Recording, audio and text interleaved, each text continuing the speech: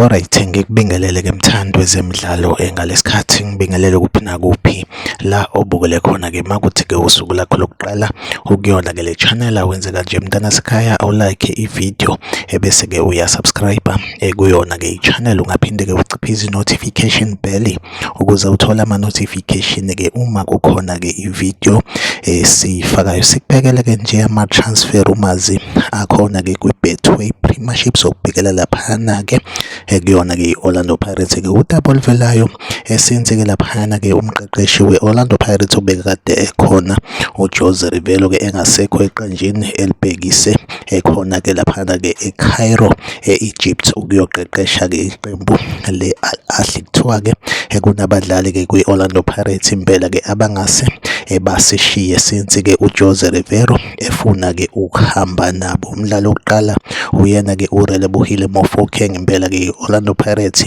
ingase-ke imluze laphana-ke uRelebohile Mofokeng since-ke laphana-ke kuvela-ke indaba zokuthi ufuna ukuqinisa kakhulu kule genge le encane ayisusa from i-development yayo-ke i-Orlando Pirates-ke. Omunye umdlali-ke kube uyena-ke uMohau Nkota naye-ke futhi-ke usenza kahle kakhulu kule insuku kuyona-ke i-Orlando Pirates impela-ke uJose Rivello uyamfuna kuyona-ke laphana-ke i-Al Ahly. Omunye umdlali-ke uyena-ke uMona Puleng Salengi impela-ke izinto-ke ezingahambi kahle between yena ne-management ye-Orlando Pirates-ke impela-ke uJose Rivello iyona list yakhe-ke yabadlali afuna-ke ukuthi-ke eyodlala ngabo-ke laphana-ke kuyona-ke laphana-ke i-Al Ahly yakhona-ke laphana-ke e-Egypt. Impela-ke iyona update engiyiphethe-ke njengamanje, like ividiyo ebese-ke uyasubscribe kuyona-ke i-channel. Mina nawe asihlangabezana kwividiyo elandelayo, nisale kahle.